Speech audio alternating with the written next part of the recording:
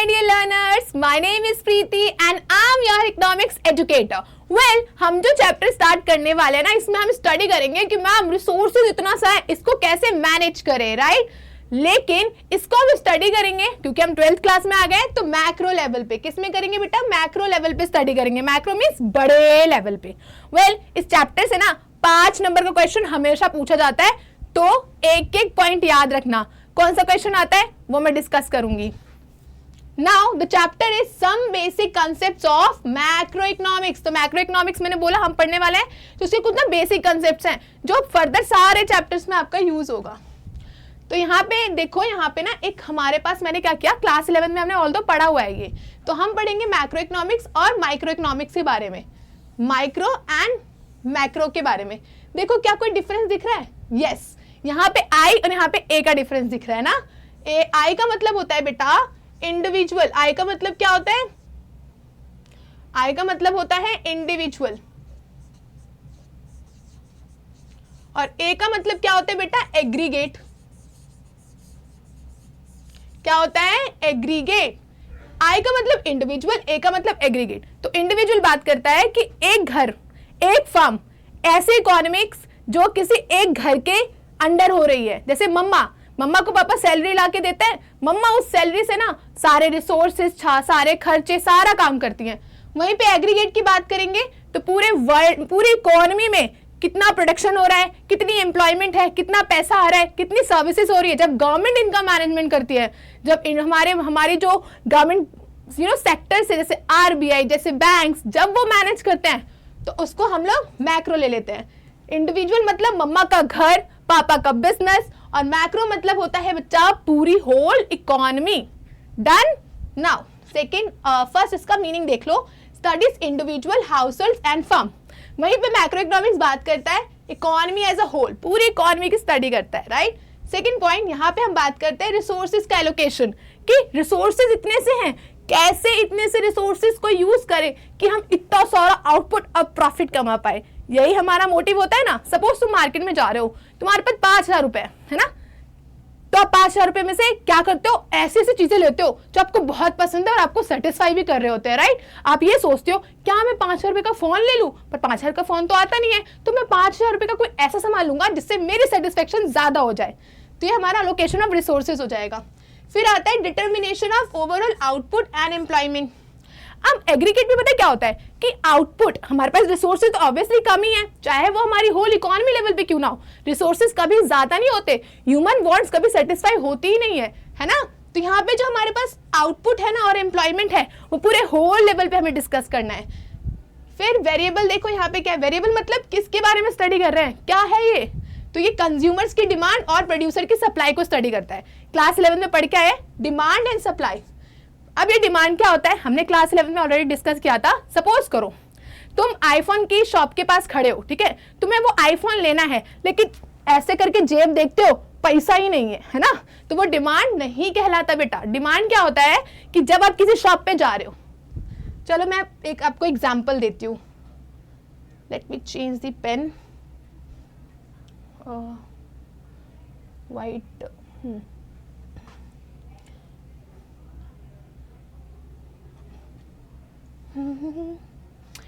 चलो देखो यहाँ पे डिमांड क्या होता है। Where is pen?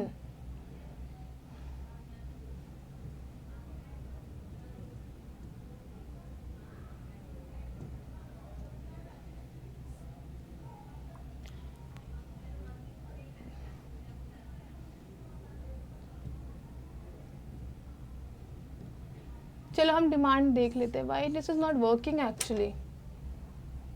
चलो यहाँ देख लो डिमांड क्या होता है बेटा। डिमांड होता है, सपोज करो ये राजू है, राजू का फेस विजिबल है आपको, मैम का पेन अभी वर्क नहीं कर रहा है, बाद में देखते हैं क्या प्रॉब्लम है। तो ये राजू है, राजू एक शॉप के पास गया, यहाँ पे एक शॉप है, ठीक है, यहाँ पे मिल रहा है उसे आईफोन, वो आईफोन देखता है, उसको मन करता है आईफोन खरीदने का, लेकिन राजू निकला गरीब, उसके पास 1 लाख रुपए नहीं है। तो राजू ने बस इसे देखा और उसकी एक इच्छा जागरूक हो गई, उसकी वांट इंक्रीज हो गई, लेकिन सिर्फ वांट तो इंक्रीज हुई है, मैम उसके पास तो पैसा नहीं है, वो लेगा कैसे? तो बेटा ये डिमांड नहीं है। डिमांड मीन्स पैसा भी होना चाहिए और मेरा मन भी होना चाहिए खरीदने का, तो ही डिमांड होगा। अब सप्लाई की बात करते हैं। सप्लाई क्या होता है मैम? सप्लाई जैसे पापा हैं, ठीक है, मेरे पापा हैं और वो उनका खुद का बिजनेस है, तो वो क्या जो भी सामान वो बनाना चाहते हैं और उनके पास पैसे भी हैं उस पर खर्च करने के लिए, है ना, उसे हम सप्लाई कहेंगे। मतलब अगर मेरे पापा बैग बनाना चाहते हैं और बैग के लिए उनके पास रिसोर्सेज भी है, पैसा भी है, मशीन भी है, और वो एक टाइम पे बनाना चाह रहे हैं, एक टाइम लाइन के लिए बनाना चाह रहे हैं, तो हम उसे सप्लाई कह देंगे, ठीक है। अब हम बात करते हैं बच्चा, देखो यहाँ पे कंज्यूमर की डिमांड, कंज्यूमर की सप्लाई पढ़ा हमने, राजू की डिमांड के बारे में पढ़ा और पापा के बिजनेस के बारे में पढ़ा और सप्लाई भी, है ना। लेकिन यहाँ देखो, यहाँ पे डिमांड एंड सप्लाई किसके बारे में पढ़ेंगे? मैक्रो लेवल पे, पूरी कंट्री में भैया कितने लोग डिमांड कर रहे हैं, कितने लोग सप्लाई कर रहे हैं, इसके बारे में हम किस में स्टडी करते हैं? मैक्रो इकोनॉमिक्स में। सुना होगा कि पता है कंट्री की जीडीपी इतनी चली गई, इतना प्रोडक्शन हो गया, इतनी सर्विसेज हमारी कंट्री में अवेलेबल है, जीडीपी में जो सर्विसेज है उसका इतना % शेयर होता है, तो सब हम मैक्रो में स्टडी करते हैं। नाउ एजेंट देख लो, यहाँ पे कौन कौन लोग वर्क कर रहे हैं माइक्रो इकोनॉमिक्स में। तो इंडिविजुअल, कौन वर्क करता है बेटा? इंडिविजुअल्स वर्क करते हैं पर्सनल गेन के लिए। मैं मेरी बिजनेस है ऑब्वियसली, तो मैं अकेले ही वर्क कर रही हूँ ना, और कुछ लोग मेरे साथ वर्क कर रहे हैं, तो मैं अपने एक अकेले फर्म के बारे में जब स्टडी करूंगी तो वो मैं माइक्रो इकोनॉमिक्स में ले आऊंगी, ओके। फिर आ जाता है पर्सनल गेन। पर्सनल गेन क्या होता है? मैं काम क्यों करूंगी? मैं क्या यहाँ पे फ्री में काम करने के लिए हूँ? नो, मुझे पैसा कमाना है भाई, मेरे को प्रॉफिट चाहिए। क्या चाहिए बेटा? मुझे प्रॉफिट चाहिए। फिर आता है मेथड ऑफ स्टडी। इसमें कैसे स्टडी करते हैं? इसमें स्टडी करते हैं इक्विलिब्रियम से। हमने पढ़ा था बच्चा कि क्लास 11 में कि हमारे पास ये सप्लाई कब होता है और यहाँ से हमारा डिमांड कब होता है, जहां पे वो मीट कर रहा है उसे हम क्या बोलते हैं बच्चा? ई पॉइंट, इक्विलिब्रियम पॉइंट बोलते हैं। हम लोगों ने पढ़ा है ना ऑलरेडी, यस। नाउ अजम्पशन क्या होता है कि इसमें जो मैक्रो वेरिएबल्स होते हैं ना, जो मैक्रो में हम स्टडी कर रहे हैं, जो हम सप्लाई एंड डिमांड बड़े लेवल पे स्टडी कर रहे हैं, वो यहाँ पे कांस्टेंट होता है, ओके। लेकिन यहाँ पे देखो, यहाँ पे ना इंस्टीट्यूशनल एजेंट्स होते हैं, आरबीआई, सेबी, गवर्नमेंट्स, है ना, सोशल वेलफेयर पे फोकस करते हैं। इंस्टीट्यूशन, आरबीआई मैनेज करेगी ना, क्या मैं मैनेज कर लूंगी एक एग्रीगेट लेवल पे डिमांड एंड सप्लाई को? नो।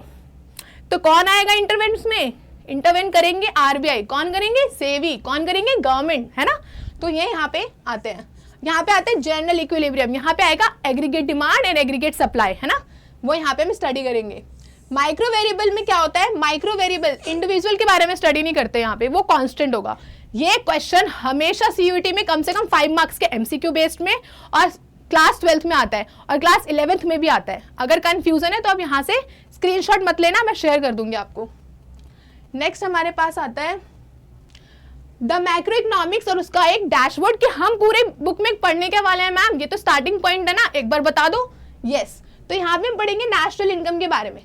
आपके नेक्स्ट चैप्टर है उसमें हम पढ़ेंगे कि मैम नेशनल इनकम कैसे कैलकुलेट करते हैं। तो उसके 3 मेथड्स होते हैं। पहला हमारा होता है वैल्यू एडेड मेथड, फिर दूसरा कौन सा होता है? इनकम मेथड, फिर होता है एक्सपेंडिचर मेथड।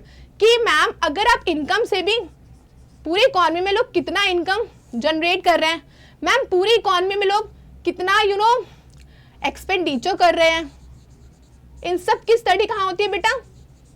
इकोनॉमिक्स में स्टडी होती है और इससे जीडीपी निकलता है।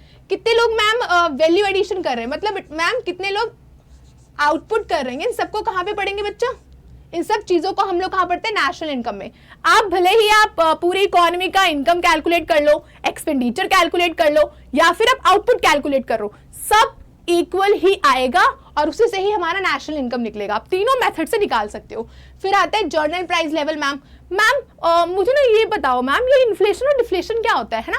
बहुत कंफ्यूजन होती है, कभी कभी लगता है कि डिफ्लेशन किसे कहूँ, इन्फ्लेशन किसे कहूँ। तो सुन लो, इन्फ्लेशन मतलब क्या होता है? कभी सुना है? मम्मी कहती है ना, पता है प्याज का भाव ना बहुत बढ़ गया है, अब से मैं तेरे लिए खाने में प्याज नहीं डालूंगी। तो जब प्याज का प्राइस बढ़ गया ना, ऑनियन का प्राइस बढ़ गया ना बेटा, तो ये क्या कहलाएगा? इन्फ्लेशन, महंगाई। क्या बोलते हैं इसे? महंगाई। मम्मा को बोलना, मम्मा आपको पता है इन्फ्लेशन क्या होता है? मम्मा बोलेंगी हाँ सुना सुना लग रहा है, तो आप बता सकते हो मम्मा महंगाई को इन्फ्लेशन बोलते हैं, ठीक है। वहीं पे बेटा डिफ्लेशन क्या होता है? डिफ्लेशनरी क्या होता है? जब बहुत मंदी आ जाती है, जब प्याज 5 रुपए किलो मिलता है, अभी ना मिल भी रहा था मार्केट में 5 रुपए किलो प्याज मिल रहा था, आलू बहुत सस्ता मिल रहा था। तो जब बहुत मंदी आ जाती है, मतलब सस्ते में सामान मिलता है, तो उसे हम डिफ्लेशन बोलते हैं। कहते हैं ना, घर में मम्मी सब्जी लेके रख देती है, आज से यही सब्जी बनेगी, तो हम पूछते हैं मम्मा क्यों? मम्मा कहते हैं ना बहुत सस्ता मिल रहा है बेटा, तो इसलिए हमें वही सब्जी खानी पड़ती है, इस डिफ्लेशन की वजह से। नाउ आ जाओ गवर्नमेंट बजट। गवर्नमेंट क्या करती है बेटा, गवर्नमेंट अपनी कंट्री के लिए ना एक बजट प्रिपेयर करती है। जैसे मम्मा बजट प्रिपेयर करती थी ना, माइक्रो इकोनॉमिक्स में हमने पढ़ा है बजट, बजटरी लाइन, बजट। तो उसी तरीके से गवर्नमेंट भी तो अपना बजट करेगी ना, क्योंकि कंट्री तो बजट गवर्नमेंट को ही चलानी है, गवर्नमेंट का घर है कंट्री, तो कंट्री का जो बजट प्रिपेयर करती है वो हमारे गवर्नमेंट करते हैं। तो हम बोलो ये वाला चैप्टर गवर्नमेंट बजट में पढ़ने वाले हैं, जिसमें हम 3 तरीके के बजट डिस्कस करेंगे। फिर आता है बैलेंस ऑफ पेमेंट। मैम ये बैलेंस ऑफ पेमेंट क्या होता है बेटा? बैलेंस ऑफ पेमेंट होता है कितना पैसा मैंने दूसरी कंट्री से लिया, कितना मैंने दूसरी कंट्री को दिया, क्या एक्सपोर्ट किया, क्या इंपोर्ट किया, कितना लोन है मेरे कंट्री के ऊपर, ये सब हम लोग बैलेंस ऑफ पेमेंट में पढ़ेंगे। फिर पढ़ेंगे थ्योरी ऑफ मनी, मनी कैसे क्रिएट होता है मैम, एक इकोनॉमी में बैंक पैसा कैसे कमाती है मैम, वो तो सबको लोन बांटती फिरती है, हम पैसा देते हैं तो हमें वो थोड़ा बहुत क्या देती है, बताओ कमेंट सेक्शन में, इंटरेस्ट देती है, राइट, रेट देती है हमें। तो इन सब चीजों को हम स्टडी करते हैं थ्योरी ऑफ मनी में, है ना, ये भी हम डिस्कस करने वाले, इसमें बहुत सारे फंक्शंस हम आरबीआई बैंक्स के बारे में पढ़ेंगे। नेक्स्ट आपके पास होता है, ये बहुत इंपॉर्टेंट क्वेश्चन है, इंपॉर्टेंट मार्क कर लो, ये पेपर में 1000% श्योरिटी है कि आएगा, 1000% श्योर है आएगा। इसमें स्टडी करते हैं स्टॉक एंड फ्लो, हमेशा क्वेश्चन आता है बेटा स्टॉक क्या होता है। देखो टंकी, मम्मी कहती ना जा बेटा छत पे जा, देख क्या टंकी में कितना पानी है तभी मोटर चलाऊंगी, तो आप जाते हो छत में देख के आते हो टंकी का पानी, छत पे गए वहां पे आपने देखा टंकी में कितना पानी है ना, तो ये क्या हो गया आपका स्टॉक, कि एक टाइम पे टंकी में कितना पानी था, है ना। आप गए 2 बजे दोपहर में, सर्दी गर्मी में, मम्मा ने वही आपको पनिशमेंट दे दी पढ़ाई ना करने की, तो वो क्या हो गया आपका stock. At a point of